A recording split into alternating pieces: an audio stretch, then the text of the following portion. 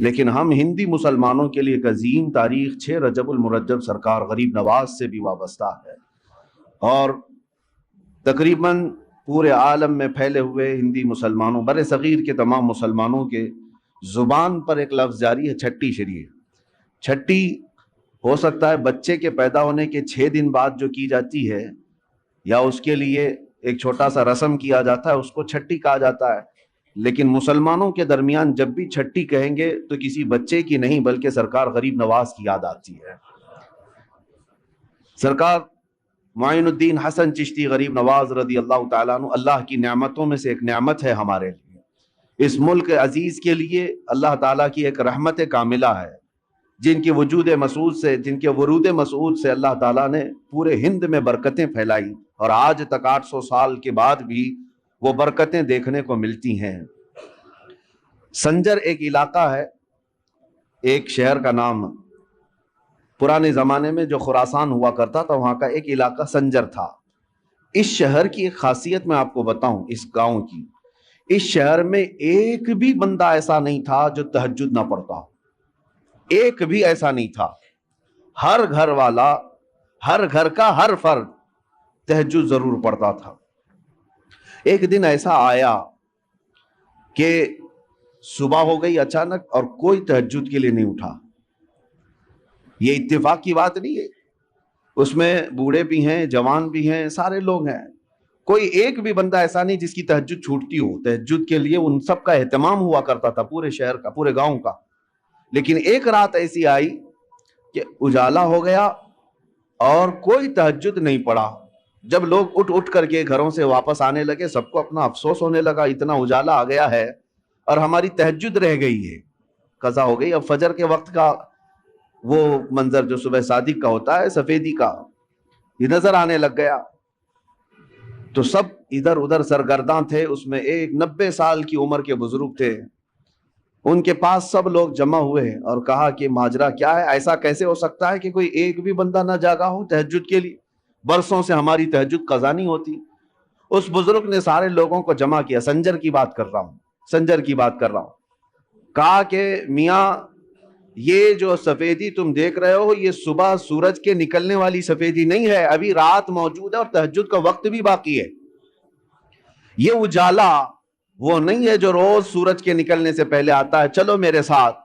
وہ صاحب کشف اور صاحب بصیرت بزرگ تھے، سارے قوم کو لے کر کے چلتے آئے، اور ایک گھر تھا حضرت خواجہ غیاث الدین کا جو سرکار غریب نواز کے والد گرامی ہے۔ اس گھر کے پاس آئے تو دیکھا روشنی وہاں سے نکل رہی ہے اور ان کے گھر پر پوری سفیدی ہے اور پورے شہر، پورے گاؤں میں اجالا پھیلا ہوا ہے۔ اس بزرگ نے کہا چلو اس گھر کا یہ مسئلہ ہے۔ آئے، گھر پر دستک دیا تو حضرت خواجہ غیاث الدین باہر آئے، پوچھا کہ کیا معاملہ ہے، تو مسکراتے ہوئے کہنے لگے آج میرے گھر میں بیٹے کی ولادت ہوئی ہے اور اس کا نام حسن رکھا گیا ہے۔ یہ وہی ولادت ہے جس کو آج پورے عالم میں غریب نواز کے نام سے یاد کیا جاتا ہے۔ عزیزان گرامی وقار، جن کی پیدائش اس حال میں ہو کہ وہ آتے ساتھ پورے شہر کو اجالا بخش رہے ہوں، تو پھر جس ملک میں قدم رکھیں اسلام کا اجالا کیوں نہ عطا کرے گے؟ وہ کفر کی اندھیریوں کو چھانٹ کر کے ہمیں اسلام کی روشنی دینے کے لیے ہی تو آئے تھے۔ عزیزان گرامی، سلطان الہند معین الہند سرکار غریب نواز رضی اللہ تعالیٰ عنہ سے ہماری صرف محبتیں اور عقیدتیں وابستہ نہیں ہے، بلکہ ہمارے ایمان اور اسلام کا رشتہ جڑا ہوا ہے۔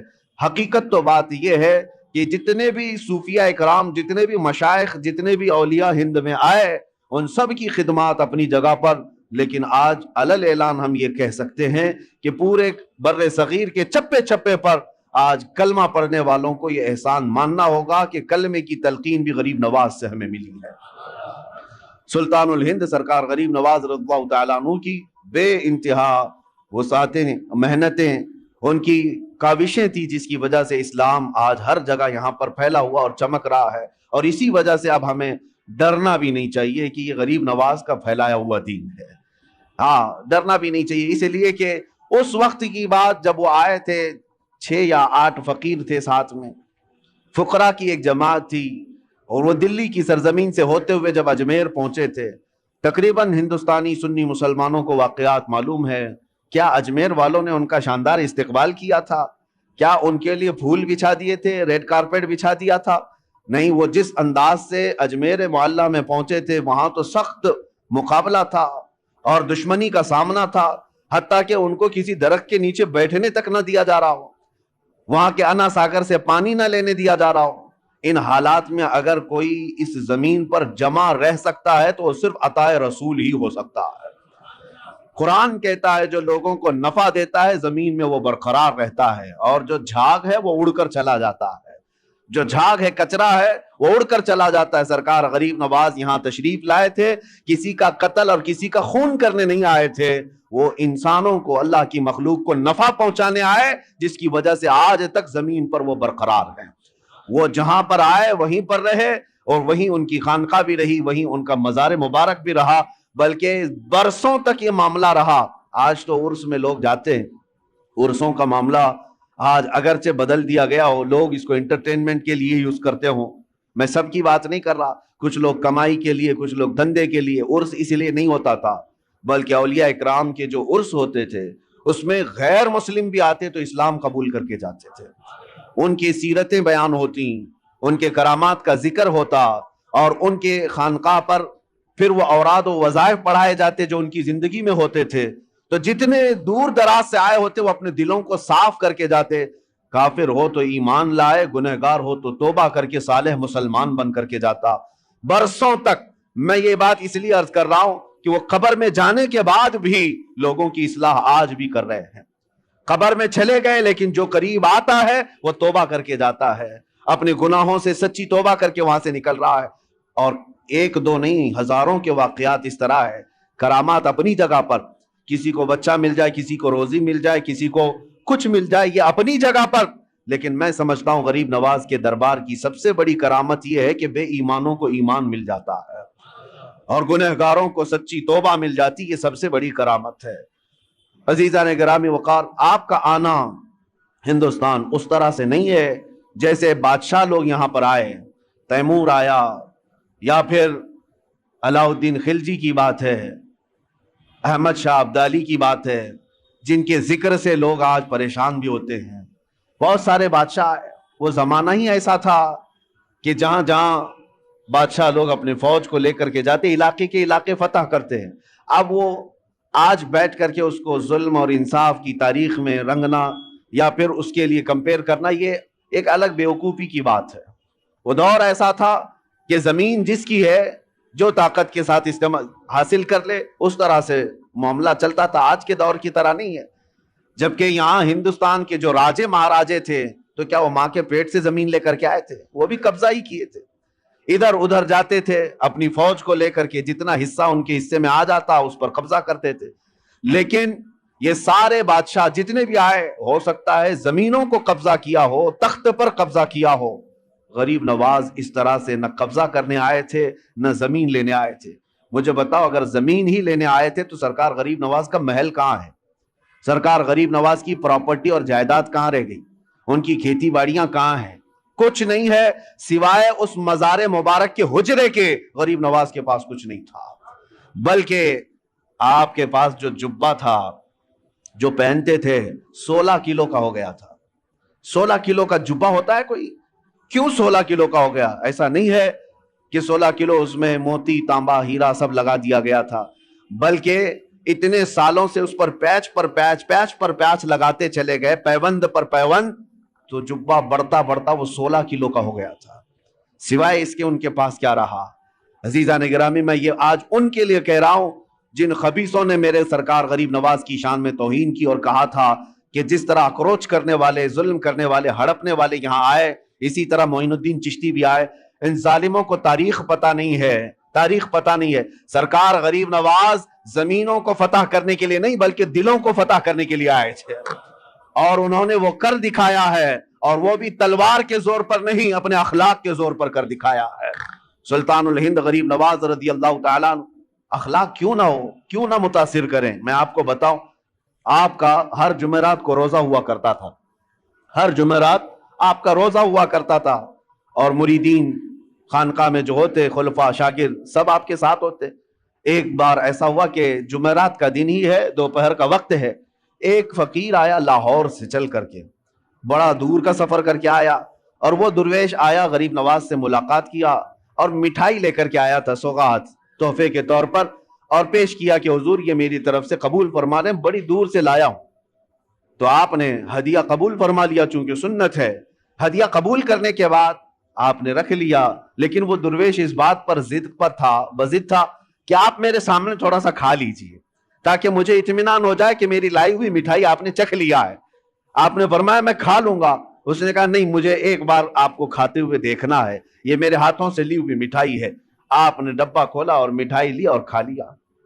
جمعرات کا دن ہے، یہ عام لوگوں کے روزے کی بات نہیں، سلطان الہند غریب نواز کے روزے کی بات۔ روزہ ہے یا نہیں ہے اب کس کو پتا چلے۔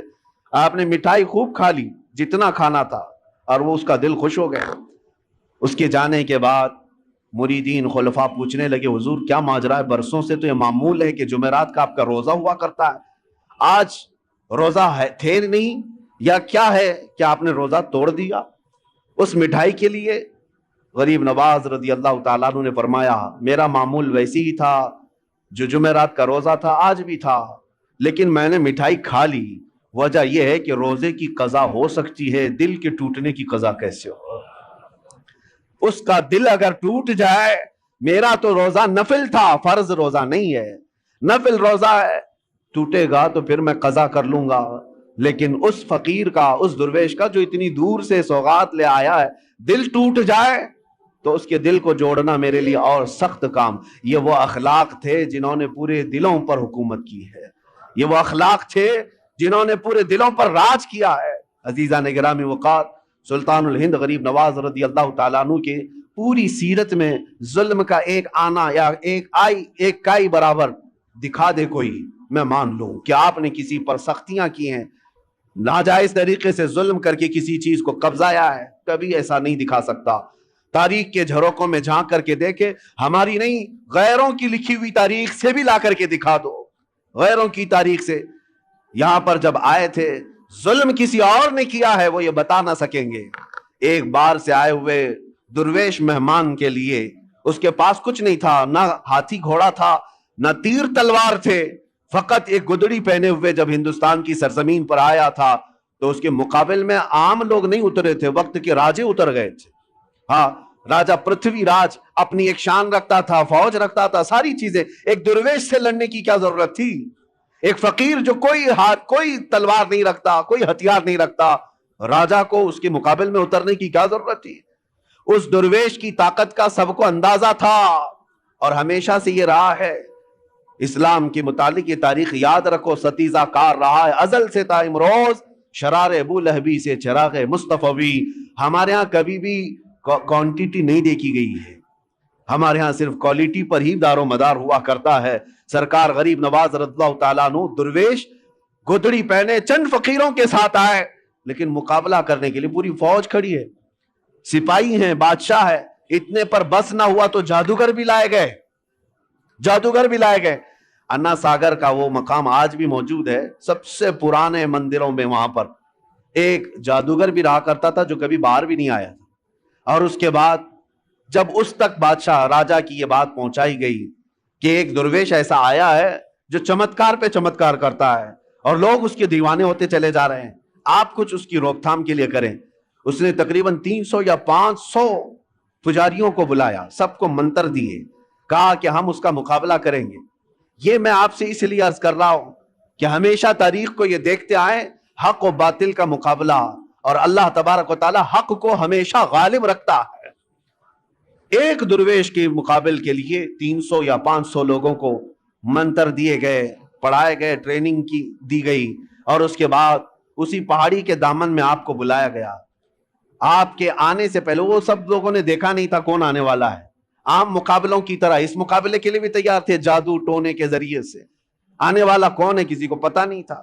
لیکن جب سلطان الہند غریب نواز عطائے رسول ہیں، چہرے پر میرے مصطفیٰ کی وجاہت موجود ہے، نور ٹپکتا تھا پیشانی پر، جب آپ تشریف لائے، جب وہاں پہاڑیوں کے دامن میں قریب آئے تو بڑے سادھو نے کہا کہ اپنے منتر پڑھنا شروع کر دو تاکہ اس پر اب اثر شروع ہو جائے۔ عجیب حالت ہے کہ ہم نے تاریخ میں دیکھا کہ وہ 300 کے 300 دوڑتے ہوئے گئے، لا الہ الا اللہ، لا الہ الا اللہ، لا الہ الا اللہ، یہ کرتے ہوئے ان کے قریب آئے اور اس کے بعد سرکار غریب نواز رضی اللہ تعالیٰ عنہ کے قدموں میں ہو گرے. آپ نے سب کو اٹھایا جو برسوں سے کسی جاپ میں تھے لیکن وہ مریدین کے حلقے میں شامل ہوئے. اس وقت جو بڑے بڑے لوگ جادو والے تھے انہوں نے یہ اعلان کیا کہ یہ جادوگر نہیں ہے جس سے ہم مقابلہ کر رہے ہیں, جادو کا معاملہ الگ ہوتا ہے, اس کے پاس جو زبان ہے وہ کوئی اور ہے جو دلوں کو بھی خرید لیا کرتی ہے.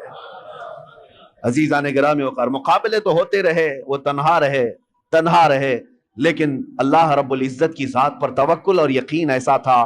آپ کو میں ایک بات بتاتا ہوں, یہ وہ دور تھا جب آپ ہندوستان آ رہے تھے. شہاب الدین غوری اس نے کئی مرتبہ حملے کیے تھے پرتھوی راج کے ساتھ اور کئی راجاؤں کے ساتھ, لیکن شکست کھا کر کے جاتا تھا. آپ سرکار غریب نواز تشریف لا رہے تھے, وہ شکست کھائے ہوئے جا رہا تھا تو نظر پڑی یہ فقیروں کے قافلے پر کہ یہ کہاں جا رہے ہیں. تو سرکار غریب نواز نے پیغام بھیجا بادشاہ وقت کو, اور اس کے سپاہی ہاتھی گھوڑے ہتھیار سب لے کر جا رہے. آپ نے پیغام یہ بھیجا کہ ہم ہندوستان فتح کرنے جا رہے ہیں. کون لوگ؟ 8 فقیر لوگ. سرکار غریب نواز یہ کہہ رہے ہیں کہ ہم ہندوستان فتح کرنے جا رہے ہیں اور ادھر کی فوج شکست کھا کر جا رہی ہے پورے ہاتھی گھوڑے ہتھیار کے ساتھ. تو وہ ایک کہکہا لگایا کہ یہ گدڑی پہنے ہوئے درویش بات کہہ رہے ہیں ہندوستان فتح کرنے کی, کیا دیکھتے نہیں ہمارے پاس کتنی بڑی فوج ہے, کتنی بڑی طاقت ہے, کیا کیا ہتھیار سے ہم لیس ہیں. تو سرکار غریب نواز نے فرمایا بات یہی ہے, فرق یہی ہے کہ تم جب بھی جاتے ہو یہ ہاتھی گھوڑے اور ہتھیاروں پر بھروسہ کر جاتے ہو, معین الدین اللہ کے بھروسے جا رہا ہے, اللہ ہمارے ساتھ ہے. اور تاریخ نے آج دیکھ لیا جو اللہ پر توکل کر کے آیا تھا 800 سال گزر گئے, کرسی ابھی ہلنے کا نام نہیں لیتی. آج تک وہ حکومت قائم ہے, دلوں پر قائم ہے, دلوں پر قائم ہے. عزیزان گرامی وقار, ہم تو ہم ہیں, غیر بھی ان کو سلطان الہند کہتے ہیں. آج سرکار غریب نواز رضی اللہ تعالیٰ عنہ کی عظمت کو آج تسلیم کرتے ہیں. میں جو بات عرض کر رہا تھا وہ یہ, مقابلے کیوں نہ ہوں گے, ہر طرح سے ظلم کے ساتھ آپ کو شکست دینے یا ہٹانے کی کوششیں ہر لمحہ ہوئی, لیکن ایک درس ملتا ہے آپ کی زندگی سے, ایک درس ملتا ہے, چاہے اندھیرا کتنا بھی آ جائے صبح تو ہونا ہے, رات کتنی کالی کیوں نہ ہو جائے سورج کو نکلنا تو ہے ہی ہے. اس لیے میرے عزیزوں, زندگیوں میں اگر کبھی کٹھنائیں آئیں, مصیبتیں آئیں, مشقتیں آئیں, تو ایسا نہیں کہ زمین چھوڑ کر بھاگ جائیں یا ہا ہو کر کے اپنے آپ کو بے قابو کر لیں, بے صبرا پن دکھائیں. نہیں, تھوڑی دیر انتظار کریں. اللہ کریم اپنے بندوں کو آزماتا ہے اور جو استقامت کے ساتھ جمے رہتے ہیں پھر اپنی مدد بھی نازل فرماتا ہے. آپ کیا سمجھتے ہیں کہ سرکار غریب نواز جیسی آئے سب کرامتوں سے سب کچھ حل کرتے چلے گئے, ادھر کرامت دکھائی ادھر کھانا آ گیا, ادھر کرامت دکھائی ادھر کپڑے آ گئے. نہیں, اولیاء کاملین اپنے نفس کے لیے, اپنی ذات کے لیے کرامتوں کا صدور نہیں کرتے. ہاں, وہ بے اختیار ان سے کچھ کام صادر ہوتے ہیں, بے اختیار ہوتے ہیں. وہ ایسا نہیں ہے کہ کوئی موکل ہے اس کو کہہ دیں حاضر ہو جا, ابھی مجھے سونا لا کر کے دے دے, ابھی مجھے چاندی لا کر دے دے, مٹھائی کی خواہش ہوئی فلاں مٹھائی کی دکان سے مٹھائی لا کے دے دے. یہ کرامتوں کا مطلب یہ نہیں ہوتا. وہ اپنی ذات کے لیے, پیٹ بھرنے کے لیے کرامتوں کا استعمال نہیں کرتے. ان کے پاس کرامتوں کا اختیار تھا, باوجود اس کے فاقے پر زندگی گزارتے تھے, مشقتوں سے گزرے ہیں.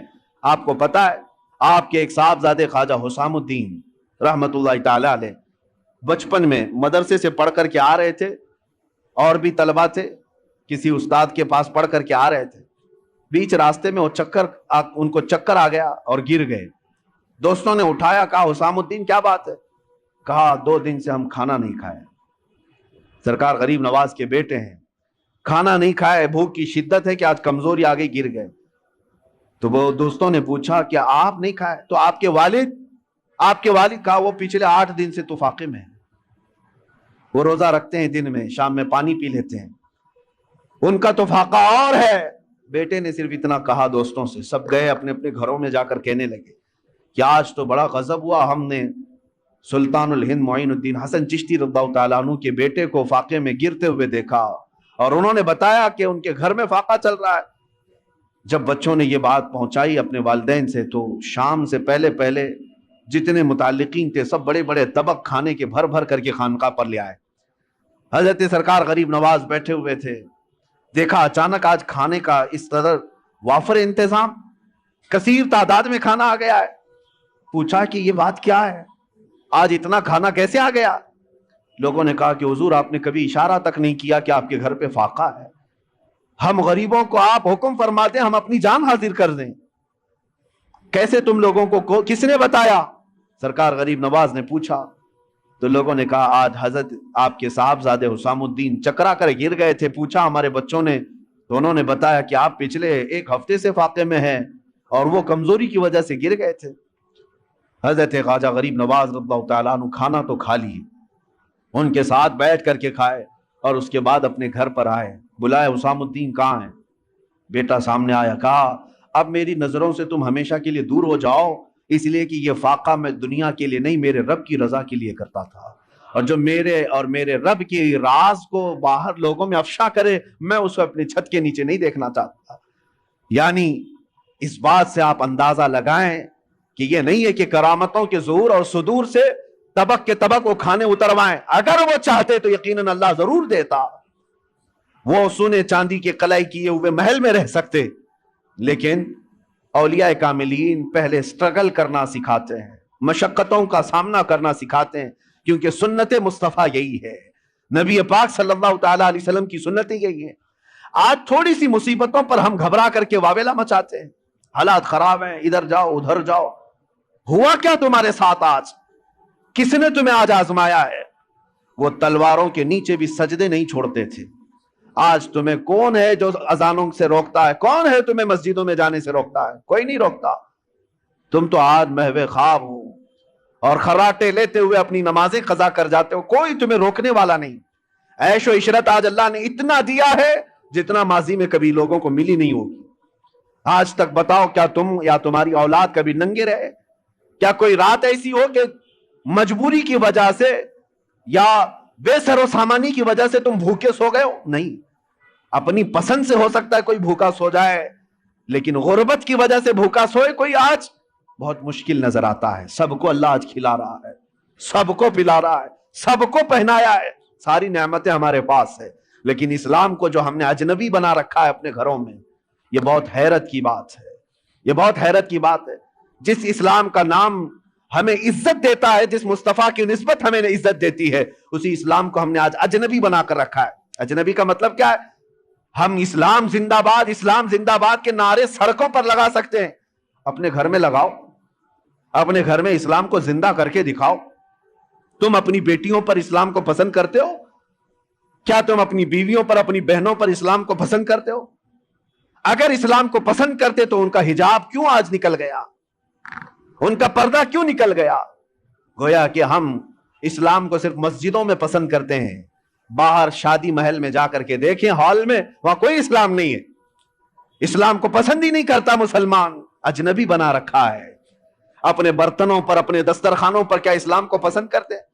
اگر تمہیں اپنے کھانے میں بھی اسلام پسند تھا تو یہ کیا ہے کھڑے کھڑے قطاروں میں جو کھاتے ہیں؟ کیا یہی اسلام ہے؟ اگر تمہیں اپنے لباس میں اسلام پسند تھا تو ذرا اپنے اوپر جھانک کر کے دیکھ لیتے، اپنے چہرے پر اگر اسلام پسند تھا آئینے میں جا کر دیکھ لیتے۔ ہم نے خود اجنبی بنا دیا ہے اسلام کو اپنے گھروں میں، اور ہم بات کرتے ہیں اسلام کے لوٹنے کی، کہ اسلام کو فلاں لوٹ رہا ہے، اسلام کے اوپر فلاں جو ہے ظلم کر رہے ہیں۔ خود اپنوں کا جو ظلم ہے اس کا کیا ہے؟ میں بات الگ نہ چلی جائے، آپ کو اس لیے عرض کر رہا ہوں کہ وہ وقت کے سلطان معین الدین حسن چشتی غریب نواز، جن کی حکومت آج بھی ہمارے دلوں پر قائم ہے، لیکن پابندیاں ایسی تھیں ان کی زندگی پاک میں، قسم خدا کی سارے لوگ مل کر کے میں چیلنج کرتا ہوں، ایک روایت ڈھونڈ کر کے لاؤ کہ غریب نواز کی ایک نماز کیا ایک رکعت کبھی قضا ہوئی ہو، کبھی کوئی نماز قضا کی ہو؟ نہیں لا سکو گے۔ ان کی زندگی بھر کی عبادتیں، اور پھر حد تو یہ ہے، میں نے ایک بات پڑھی تھی مجھے بہت حیرت ہوئی، رجب المرجب کے یہی 6 تاریخ کو آپ کا عرس مبارک ہے، پہلی رجب کو آپ اپنے خانقاہ میں اندر چلے گئے تھے، حجرہ بند کر لیا تھا، کھڑکیاں بھی بند، کسی کو اندر آنے کی اجازت نہیں تھی، آپ اکیلے تھے، اور اللہ اللہ اللہ کی آوازیں آتی رہی۔ 6 رجب تک لوگ دن رات آوازیں سنتے تھے باہر سے، اور 6 رجب کے عین دوپہر کے وقت آواز بند ہو گئی، آواز رک گئی۔ اب میں آپ سے پوچھتا ہوں کہ ایک کمرہ پورا چاروں طرف سے بند ہو، کھڑکیاں بھی بند ہیں، دروازے بھی بند ہیں، اندر کیا حال ہوگا؟ گرمی کا حال، یا پسینے کا حال کیا ہو سکتا ہے، کوئی ہوا کا انتظام نہ ہو، آپ اندازہ کر سکتے ہیں۔ لیکن جب آواز بند ہوئی تو خلفاء و مریدین نے کافی انتظار کے بعد دروازہ توڑ دیا۔ انہیں ایسا لگا کہ شاید آپ کے ساتھ کچھ ہو نہ گیا۔ دروازہ توڑ دیا تو دیکھا آپ چارپائی پر لیٹے ہوئے ہیں اور آپ کی روح کب سے انصری سے پرواز کر چکی، آپ کا وصال ہو چکا۔ لیکن اندر آتے ہی جیسے ہی مریدین کی نظر پڑی، پیشانی پر لکھا ہوا تھا ھذا حبیب اللہ مات فی حب اللہ، یہ اللہ کا حبیب ہے، اللہ کی محبت میں چلا گیا ہے۔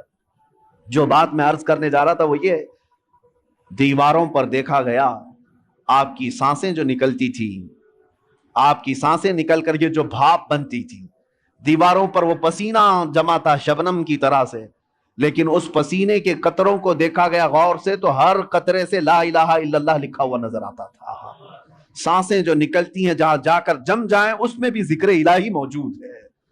عزیزان گرامی وقار، جن کی عبادتوں کا اور ریاضتوں کا یہ حال ہو تو کیا رب تبارک و تعالیٰ انہیں یہ مقامات علیہ نہیں عطا فرمائے گا؟ یقیناً کرامات اپنی جگہ پر، لیکن جو انہوں نے اسٹرگل کیا اپنی زندگی میں، مشقتیں اٹھائی ہیں، جو عبادات اور ریاضات کے ذریعے سے انہوں نے اپنے نفس کو مارا ہے، وہ بھی تو ہمارے لیے درس ہے آج، وہ بھی تو ہمارے لیے درس ہے۔ ایک روپیہ یا ایک سکہ کسی کا حرام کا آپ کی خانقاہ تک آپ نے کبھی آنے نہیں دیا، کبھی آنے نہیں دیا، یہاں تک کہ نظر و نیاز جو آتے اس کو خیرات کر دیتے تھے۔ جب اپنے آپ کو اس طرح بچا لیا جائے تو مقامات بلند عطا ہوتے ہیں۔ آج سلطان الہند غریب نواز کے عرس کا مقصد صرف یہ نہیں ہے کہ آپ جائیں اور ایک چادر چڑھا دیں، مہنگی پھول چڑھا دیں، اس غریب نواز کو ہماری چادروں کی کوئی ضرورت ہی نہیں، اللہ نے جنتی چادر انہیں پہلے سے پہنایا ہوا۔ میرے عزیزو، حالات ایسے نہیں ہوتے، حالات ایسے نہیں ہوتے۔ صحابہ اکرام میں سے ایک مثال میں آپ کو بتا دوں کہ ہمارا دین آج جس کو ہم لے کر کے چل رہے ہیں کتنا بکھر گیا۔ سچ کہا تھا حالی نے کہ اے خاص اے خاصان رسول وقت دعا ہے، امت پہ تیرے وقت جب آ کے پڑا ہے۔ جو دین نکلا تھا بڑی شان سے اپنے وطن سے، آج وہ پردیس میں غریب الغربا ہے۔ آج دین اسلام کو ہم نے اجنبی بنا کر رکھا ہے، ہمارے گھروں میں ہی نہیں ہے، ہماری ذات پر نہیں ہے، ہم تو پھر دوسرے کو کیا تانا دیں گے؟ آپ اسلام زندہ باد کا نعرہ لگاتے ہیں اور اب اسلام کی حقانیت کو بلند و بالا انداز میں بیان کرتے ہیں، سڑکوں پر آ جاتے ہیں۔ تمہیں سڑکوں پر آ کر احتجاج کرنے کی کیا ضرورت ہے؟ تم اگر اسلام کو اتنا ہی پسند کرتے ہو تو اپنی بیویوں پر کیوں نہیں اسلام پسند کرتے؟ اپنی بچیوں پر، اپنے گھر والوں پر اسلام کو کیوں نہیں پسند کرتے؟ انہیں بے پردہ باہر جب گھمایا جاتا ہے تب اسلام زندہ باد کا نعرہ کیوں نہیں؟ یہ شادی ہال میں کبھی جا کر دیکھیں، یہ پارٹیوں میں جا کر دیکھیں، اندازہ بھی نہیں ہوتا کہ یہاں مسلمانوں کا جم غفیر ہے۔ میرے عزیزو، ایک حدیث عرض کرتا ہوں، حضرت ابو دردہ رضی اللہ تعالیٰ عنہ سے منسوب ہے۔ حضرت عمر فاروق رضی اللہ تعالیٰ عنہ کا زمانہ خلافت ہے اور عادل کے وہ بادشاہ ہیں، بیٹھے ہوئے تھے، ایک شخص کو پکڑ کر لایا گیا عدالت میں، کہا گیا کہ اس نے قرض لیا ہے اور یہ دیتا نہیں ہے۔ تو جو قرض خواہ تھے وہ بھی صحابی تھے، انہوں نے کہا کہ یہ اجنبی آدمی مدینے کا تو ہے نہیں، لیکن میں نے اس کو پیسے دیے تھے، یہ واپس نہیں لوٹاتا اور آئیں کائیں کرتا رہتا ہے، بہانے بناتا ہے۔ حضرت عمر فاروق رضی اللہ تعالیٰ عنہ نے اس اجنبی شخص سے کہا، اب تم کیا کہنا چاہتے ہو؟ تمہیں قید میں ڈال دیا جائے گا، تم اس کے پیسے ادا کرنا چاہتے ہو یا نہیں؟ اس نے کہا مجھے 2 دن کی مہلت چاہیے، میں جاؤں گا اور لا کر کے واپس اس کی رقم ادا کر دوں گا جو مجھ سے تقاضا کر رہے۔ حضرت عمر نے کہا کہ تو جائے گا یہاں سے چھوڑ کر اور واپس آئے گا نہیں آئے گا، اس کا کیا بھروسہ؟ کوئی ہے تیری جو ضمانت لے گا؟ یہاں پر کورٹ بھی جب ہمیں بیل لیتی ہے تو ایک ضامن کھڑا کرتی ہے کہ اس کی ضمانت کون لیتا ہے، تو یہ تو پرانا دستور ہے۔ آپ نے پوچھا کوئی ہے تیری ضمانت لے گا؟ اگر تو نہیں آئے گا تو ہم اس کو پکڑیں گے۔ اس نے مجمع میں دیکھا کوئی اس کی پہچان والا تو ہے نہیں، تھا تو یہ مسلمان لیکن اس کے گہرے تعلقات کسی سے ہے نہیں۔ نظر ڈالا، اس نے کہا میں کسی کو پہچانتا نہیں اس میں سے، اور کون میری ضمانت لے گا؟ صحابہ اکرام بیٹھے ہوئے تھے، سب تو جانتے ہیں کہ ایک اجنبی ہے اور بھاگ گیا تو آئے گا نہیں، لیکن اس کے باوجود ایک صحابی ہیں حضرت ابو درداء کھڑے ہوتے ہیں، کہتے ہیں امیر المومنین میں اس کی ضمانت لیتا ہوں، میں اس کی ضمانت دیتا ہوں۔ کہا تم جانتے ہو اس کو؟ کہا جانتا تو نہیں، اتنا ہے کہ یہ مسلمان ہے، اتنا ہے کہ میرے آقا صلی اللہ تعالی علیہ وسلم کا غلام ہے۔ کہا کہ اگر یہ واپس 2 دن کے اندر نہیں آیا تو ابو درداء نے کہا امیر المومنین آپ مجھے گرفتار کر سکتے ہیں، میں اس کی جگہ پر قید میں چلا جاؤں گا۔ تو آپ نے لکھوا دیا اور اس شخص کو چھوڑ دیا، جاؤ 2 دن کا تمہارے پاس ٹائم ہے، لوٹ آ جاؤ۔ وہ چلا گیا۔ لوگوں میں تو یہی مشہور تھا، ایک بار جو چھوٹ گیا وہ عدالت سے واپس کہاں آتا ہے، کب وہ کسی کے شکنجے میں آئے گا۔ 2 دن کا وقت گزر گیا اور شام ہو گئی، وہ آیا نہیں۔ مغرب کا وقت تھا، اس سے پہلے امیر المومنین نے کہلا بھیجا کہ ابو درداء سے کہو کہ اپنی گرفتاری دے دے، جس کی وہ ضمانت لیا تھا وہ آیا نہیں ہے۔ عدالت پھر سے لگی، قرض خواہ جنہوں نے قرض دیا تھا وہ بھی تھے، اور حضرت ابو درداء کو لایا گیا، کہا کہ میں تیار ہوں، وہ نہیں آیا۔ لیکن ابھی عدالت ختم ہونے سے پہلے دیکھا کہ وہ شخص واپس لوٹ آیا، مال بھی لے کر کے آیا اور کہا کہ امیر المومنین مجھے تاخیر ہو گئی، میں معافی چاہتا ہوں، راستہ ایسا تھا ویسا تھا، لیکن میں لوٹ آیا اور جس کی یہ امانت ہے وہ واپس کرتا ہوں۔ حضرت عمر فاروق رضی اللہ تعالیٰ عنہ نے فرمایا ٹھیک ہے، جس کا قرض ہے، جس کے تم نے لیے تھے اس کو لوٹا دو۔ اس نے جب وہ قرض خواہ جو صحابی تھے ان کو لوٹانے کی بات کی کہ آپ کی امانت آپ لے لیں، تو وہ کھڑے ہوئے اور کہا کہ میں معاف کر دیتا ہوں، جو تو نے لیا تھا اس کو میں نے معاف کر دیا، جاؤ۔ تو حضرت عمر فاروق رضی اللہ تعالیٰ عنہ فرماتے ہیں کہ پھر یہ مجلس دیکھی تو اس اجنبی شخص سے پوچھا تو چاہتا تو بھاگ جاتا، تو چھوڑ کر چلا جاتا، واپس نہیں آتا تو کون پکڑ کر لاتا، تو کس علاقے کا ہے یا کہاں جاتا، واپس کیوں آیا؟ جانتے ہو اس نے کیا جواب دیا؟ امیر المومنین آپ سچ کہہ رہے ہیں، میں ایسی جگہ چلا جاتا جہاں سے لوگ مجھے پکڑ کر نہ لاتے، تھوڑی سی رقم ضرور تھی، میں بچا کر کے چلا جاتا، لیکن دل میں یہ خیال آیا کل کو دنیا یہ کہے گی رسول اللہ کے غلام دھوکے باز ہوتے ہیں، کہیں اللہ کے نبی صلی اللہ تعالی علیہ وسلم کے اوپر کوئی انگلی نہ اٹھائے کہ حضور کا غلام ایک مسلمان دھوکہ دیتا ہے۔ اس لیے میں واپس لوٹ آیا، میرے لیے دنیا حقیر ہے، میرے مصطفیٰ کی نسبت بہت بلند ہے۔ امیر المومنین نے ابو درداء سے پوچھا کہ اے ابو درداء، تم ایک اجنبی شخص کی ضمانت لینے کو تیار ہو گئے، تمہارے اندر کیا جذبہ آ گیا ایسا؟ ابو درداء نے کہا امیر المومنین میں نے دیکھا یہاں پر حالات ایسے کہ اس کو پہچاننے والا کوئی نہیں، اور اگر ہم میں سے کوئی بھی نہیں اٹھتا تو یہ شخص اور اس کے بعد آنے والی قوم یہ کہتی حضور پاک صلی اللہ علیہ وسلم کے غلاموں میں مدد کرنے کا جذبہ ختم ہو گیا ہے، نبی پاک صلی اللہ تعالی علیہ وسلم کے غلاموں میں مدد کرنے کا جذبہ چلا گیا، کوئی اگر یہ تانا مارتا، اسی لیے میں کھڑا ہو گیا۔ زیادہ سے زیادہ کیا ہوتا کہ میں قید میں چلا جاتا، لیکن میرے نبی کی ذات پر کوئی انگلی تو نہیں اٹھا سکتا۔ حضرت امیر المومنین نے اس صحابی سے پوچھا تم نے قرضہ معاف کیوں کر دیا؟ اور عدالت میں مقدمہ کیا تھا، معاف کرنا تھا تو پہلے کر دیتے۔ آپ نے کہا کہ میں اس کو پہلے پہچانتا نہیں تھا، لیکن یہ جب 2 دن کا موقع لے کر گیا بھی اور واپس لوٹ آیا بھی تو امیر المومنین میرا تو یہ حق بنتا ہے کہ میں اس مسلمان کا قرض معاف کر دوں، اس لیے کہ میرے دل میں بھی یہ خیال آیا کہ اگر میں معاف نہ کرتا تو کل کو دنیا یہ کہتی کہ رسول اللہ کے غلاموں میں معاف کرنے کا جذبہ بھی چلا گیا۔ یہ ہے پورا دین، یہ ہے پورا دین، ایک دوسرے کو معاف کرنے کا جذبہ، ایک دوسرے کی مدد کرنے کا جذبہ اور وعدے کو مکمل کرنے کا جذبہ، یہ کل ملا کر کے دین بنتا ہے۔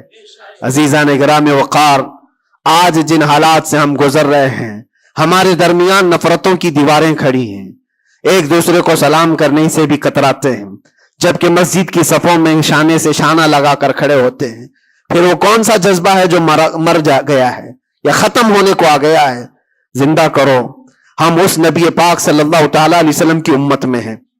اس نبی پاک صلی اللہ تعالی علیہ وسلم کی امت ہے جہاں ہماری جان جا رہی ہو لیکن میرے پڑوس میں کوئی پیاسا ہو تو ہم پانی نہ پی کر اسے پانی پلا دیتے ہیں. ہماری یہ تاریخ رہی ہے کہ نہیں رہی ہے؟ صحابہ اکرام کی یہ تاریخ ہے. مدینہ طیبہ کو جا کر دیکھ لینا. نبی پاک صلی اللہ تعالی علیہ وسلم کے اس پاک زندگی میں ایسا بھی تھا کہ ایک صحابی کے گھر گوشت کا تحفہ آیا, بھنا ہوا گوشت تھا, کسی نے دیا. انہوں نے یہ سوچ کر کے بغل میں دے دیا مجھ سے زیادہ بھوکے میرے پڑوسی ہیں. پڑوسی نے یہ سوچا مجھ سے زیادہ میرا پڑوسی بھوکا ہے. وہ گوشت کی بھنی ہوئی سری بکری کی مدینے میں ایک رات میں سب گھروں میں گھومتی گھومتی اسی پہلے صحابی کے گھر آ گئی. ہر ایک کو یہ خیال تھا مجھ سے زیادہ حق اس کا ہے. ہر ایک کو یہ خیال تھا مجھ سے زیادہ اس کا حق ہے. عزیزان گرامی وقار, آج جو حالات ہیں وہ بہت بدلے ہوئے لگتے ہیں, بہت بدلے ہوئے لگتے ہیں کہ ہر ایک کو یہ لگتا ہے سب سے زیادہ حقدار میں ہوں, مجھ پر ہی رحم ہونا چاہیے, میری مدد ہونی چاہیے, دوسرے کی ہو یا نہ ہو. یہ تمام باتیں صرف اس لیے کہہ رہا ہوں کہ ائمۃ المسلمین اور عامتہم جو حدیث پاک میں آیا ہے, مسلمانوں کے امام, مسلمانوں کے لیڈر, ان کے بارے میں خیر خواہی کرنا یہ بھی دین ہے. اور آج تو جن حالات کو دیکھ رہے ہیں ہم, الیکشن کا ماحول ہے, ہر ایک کی نظر لوگوں کے صرف ووٹ پر لگی ہوئی ہے, اور پھر اس کے بعد پتہ نہیں 5 سال تک تو ڈھونڈتے رہو پتہ بھی نہیں ملتا. لیکن ان حالات میں مسلمانوں کو یہ چاہیے کہ وہ اپنے حق رائے دہی کا پورا استعمال کریں. تمہارے کچھ حقوق ہوتے ہیں, تمہارے بھی کچھ مطالبے ہونے چاہیے. ہر قوم آج ووٹ دینے سے پہلے اپنے مطالبے رکھتی ہے کہ ہمارے محلہ بڑا خستہ حال ہے, اس کی گٹر بنا دو, اس کے فلاں کر دو, بجلی پانی صحیح کر دو. یہ ضروریات زندگی کے مطالبے تو رکھتی ہی ہے. مسلمانوں کے مطالبے کہاں چلے گئے؟ ہمارے حقوق کے بارے میں کبھی بات کیوں نہیں رکھی جاتی؟ اسی لیے میرے عزیزو, میرا مشن تو صرف اتنا ہے, ہمارا لیڈر وہی ہے جو ناموس رسالت کے لیے کھڑا رہتا ہے. ہم اس کو لیڈر بھی مانتے ہیں جو میرے آقا صلی اللہ تعالی علیہ وسلم کی عزت کے لیے کھڑا رہے. اس لیے کہ میرے عزیزو, ہمارا پورا ایمان یہی ہے, ہمارا پورا ایمان یہی ہے. اور آپ کو پتا ہے محمد کی محبت دین حق کی شرط اول ہے. اسی میں ہو اگر خامی تو سب کچھ نامکمل ہے. اور اگر تم نبی پاک صلی اللہ تعالی علیہ وسلم کی محبت اور ان کی عظمت کے لیے کھڑے ہو گئے تو دنیا یوں ہی سنور جائے گی. آپ کو پتا ہے ڈاکٹر اقبال نے کیا ایک بہت پیارا حل دیا تھا ہمیں, بہت پیارا حل ہے.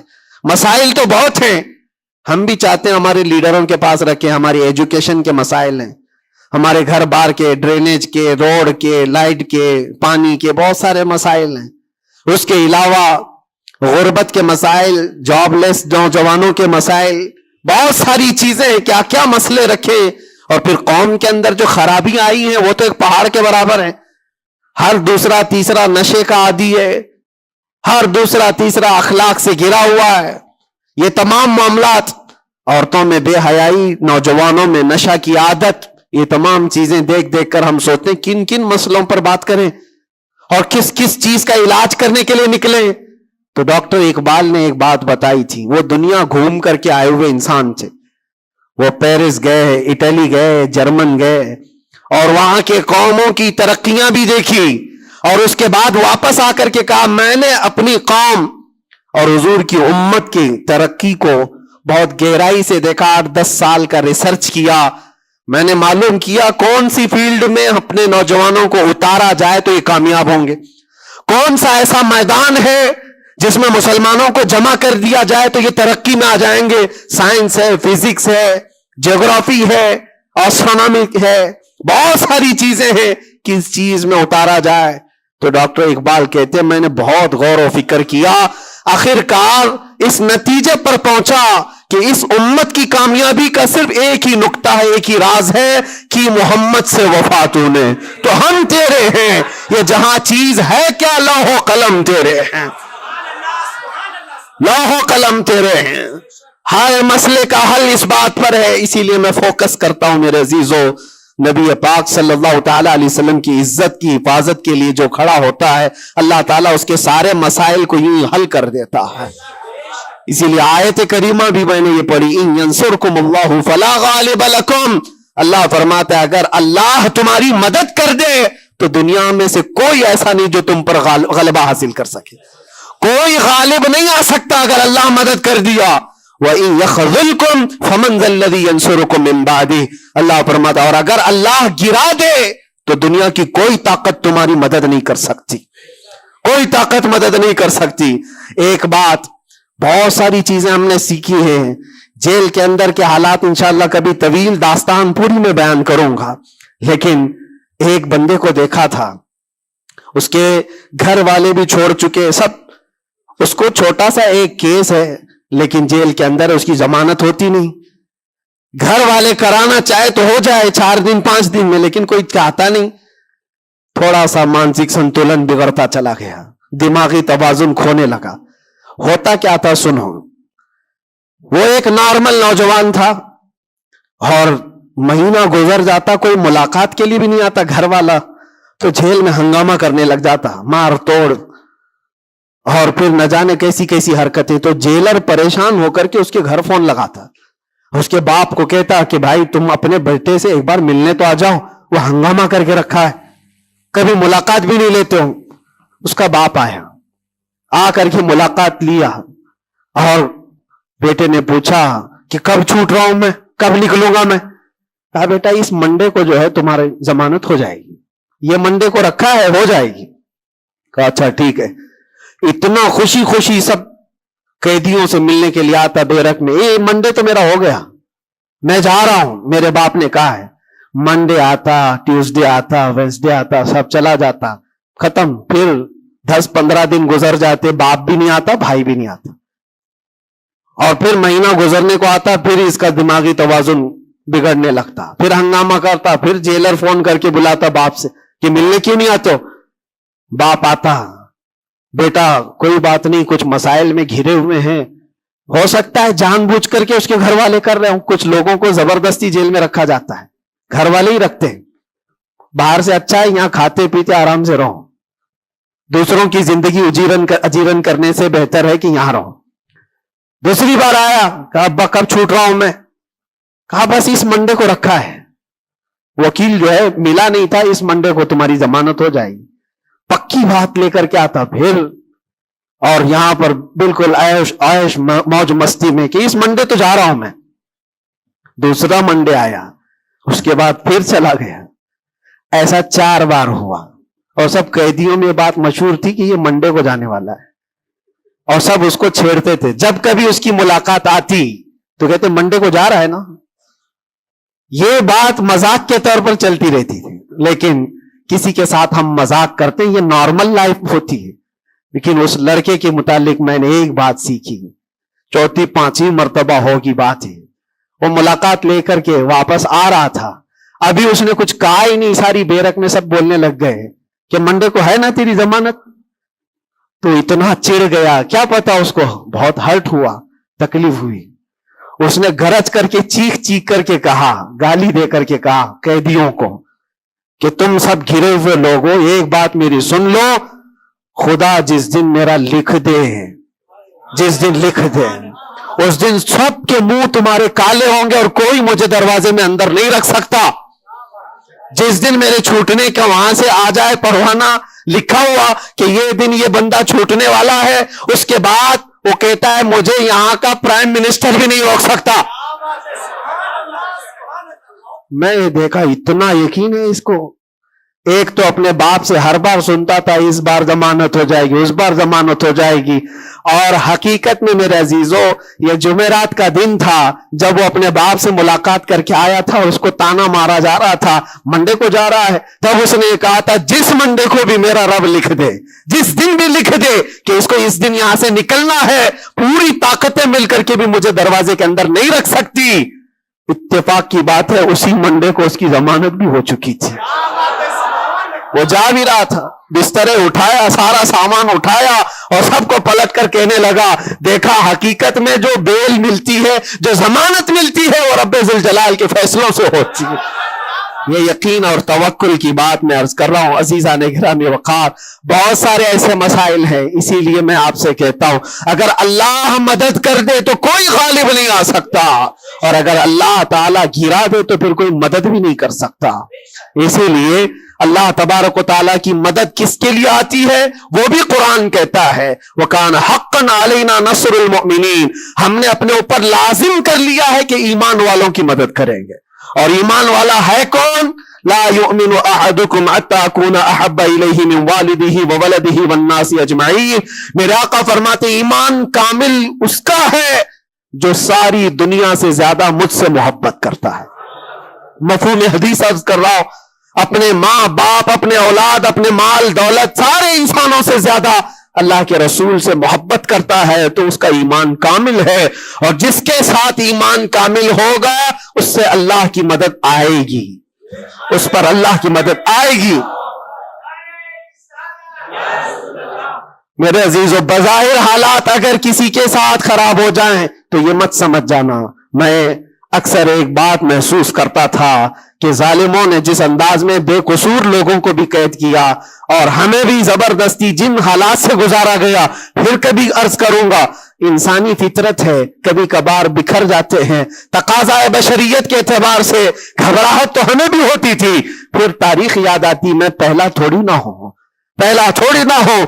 سیدنا حضرت مظفر حسین کچوچوی رحمت اللہ علیہ فرماتے تھے, مظفر کو مقید نہ سمجھ ایسے یاد, میری اسیری بھی سنت آبائی ہے, میرا یہ قید ہونا بھی میرے آبا و اجداد کی سنت ہے. بزرگان دین گئے ہیں اور جیلوں میں رہے اور واپس نکلے, لیکن ایک بات ہمیشہ یاد رکھو, اسلام زندہ ہوتا ہے, بس قربانیاں رائگاں نہیں جاتی, ضائع نہیں ہوتی. اللہ تعالیٰ کی مدد جس کے ساتھ ہے تو بظاہر حالات میں ایسا ہوگا.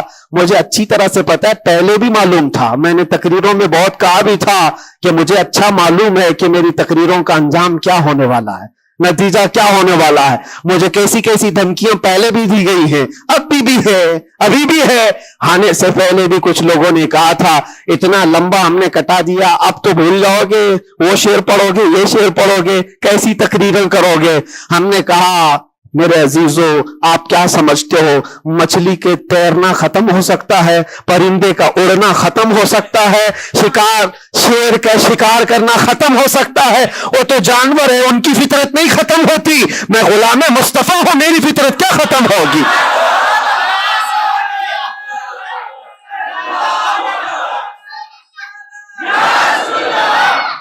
میں غلام مصطفیٰ ہوں, حق بات بولنا میری فطرت ہے, اور ہم اپنی فطرت سے بغاوت نہیں کرتے. اور یہ 8 مہینے نہیں 8 سال بھی رہے, اس کے بعد نکالیں ہم وہی بات کہیں گے جو میرے مصطفیٰ کی عزت کی بات ہوگی. عزیزان گرامی وقار, حالات بظاہر کچھ دنوں کے لیے ہوتے ہیں. امام احمد بن حنبل پر تو 1500 کے قریب نہیں 300 کے قریب کوڑے لگائے گئے تھے. 300 کوڑے کس کو کہتے ہیں, انسان مر جاتا ہے. وہ امام احمد بن حنبل 5 لاکھ حدیثوں کے حافظ, لیکن جمے رہے, ڈٹے رہے, نہ کبھی ان کا عزم ختم ہوا, نہ حوصلہ ختم ہوا. ائمہ اعظام کو یہ تمام چیزیں گزرنی پڑی ہیں. امام اعظم ابو حنیفہ رحمۃ اللہ تعالی علیہ جیل میں تو انتقال ہو گیا, اس امام کی جس کو کروڑوں آج فالو کرتے ہیں. السلام علیکم دوستوں, امید کرتا ہوں آپ نے اس بیان کو پورا سنا ہوگا. اگر آپ کو یہ بیان پسند آیا ہو تو ویڈیو کو لائک اور چینل کو سبسکرائب کریں.